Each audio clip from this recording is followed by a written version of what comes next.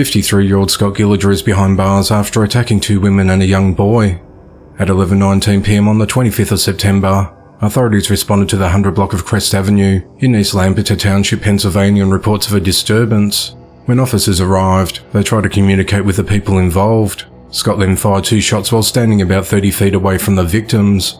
No one was struck by the gunfire, and Scott retreated inside his home. Police established a perimeter around the residence and made contact with Scott over the telephone. He eventually came out at 12:53 a.m. and he was taken into custody, and a handgun was recovered at the scene. Investigators said that Scott had been drinking and became upset with a woman outside his home and started hitting her. He beat her with a bicycle and knocked her to the ground. He attacked her with a fish tank and hit her several more times. He then punched her in the head and bit her right pointer finger. He then placed his hands around her neck and squeezed her until she saw stars and believed that she was going to pass out, while yelling he was going to kill all of them. She was bleeding from her head and she had red marks around her neck. Medics transported her to Lancaster General Hospital, where doctors found she had broken bones in her back. Another woman told police she attempted to stop the beating, but Scott hit her with a wooden paddle. A 6-year-old boy suffered bruising to his head after Scott pushed him into a door frame. Scott is charged with aggravated assault, strangulation, terroristic threats, 2 counts of simple assault, and 5 counts of recklessly endangering another person. He's held at the Lancaster County Prison with bond denied. The investigation into the matter continues. 19-year-old Cato Hornbeak is behind bars for fatally shooting 39-year-old Sherrod Taylor during a dispute. At around 6 p.m. on Thursday the 28th of September, authorities responded to the 3400 block of Stickney Avenue in Toledo, Ohio on reports of a man shot. When officers arrived, they found Sherrod laying in the parking lot next to Pete's Market in a critical condition with multiple gunshot wounds to his chest.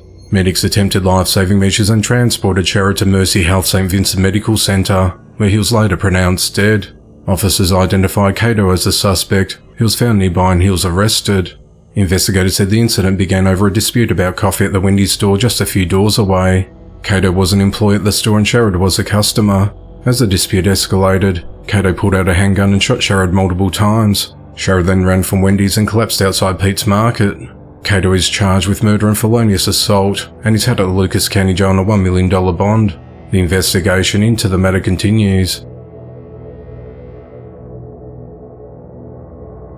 On Friday the 22nd of September, 32-year-old Jessica Lynn Weeks was hit with multiple charges months after the skeletal remains of a newborn were discovered at her home. On the 5th of June, the Bannock Sheriff's Department in Idaho was tipped off that a deceased infant was possibly going to be located in a piece of luggage near a doghouse in the back of Jessica's home at 3466 State Highway 40 in Downey, Idaho. The tipster's son, who's incarcerated, told investigators that Jessica was the baby's mother and that she didn't want to go to hospital to deliver the baby due to her drug use. The inmate said that another woman had helped Jessica deliver the baby at her home, and that a second inmate had witnessed the baby inside a suitcase after the birth. The second inmate, whose relationship to Jessica is unclear, confirmed that he was at the house in January and that he saw Jessica place a purple suitcase inside a doghouse. Several months later, he said an infant's leg flopped out onto his arm while he was cleaning around the suitcase. He said that the dead baby was wrapped in black plastic and that he never went back to the house. Authorities learned of warrants for Jessica's arrest in Franklin County for possession of marijuana, meth, and intent to deliver meth, and on the 5th of June, obtained a warrant of their own to search Jessica's property. Investigators said they smelt the odour of decomposition coming from Jessica's backyard before locating the purple suitcase in the doghouse, which was blocked with a tire and bags of trash. Detectives who opened the suitcase found skeletal remains and decomposing tissue, in addition to a blue baby blanket and multiple types of bugs. Jessica was found hiding during the search in a nearby shed, and she was taken into custody. Testing completed on the 16th of August revealed amphetamines and meth in the baby's system, and an autopsy indicated the infant showed no signs of bodily trauma.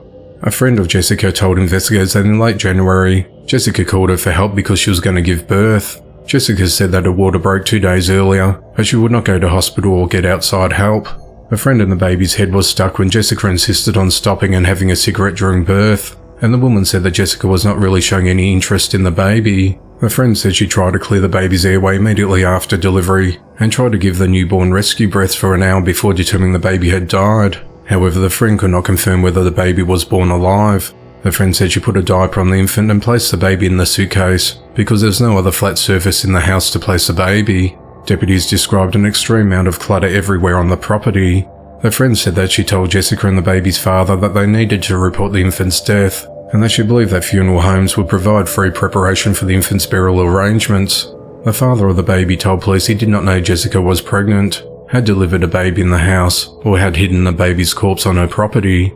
Cheek swabs from Jessica and the man confirmed that they were the infant's parents. Neither the friend nor the baby's father are facing charges.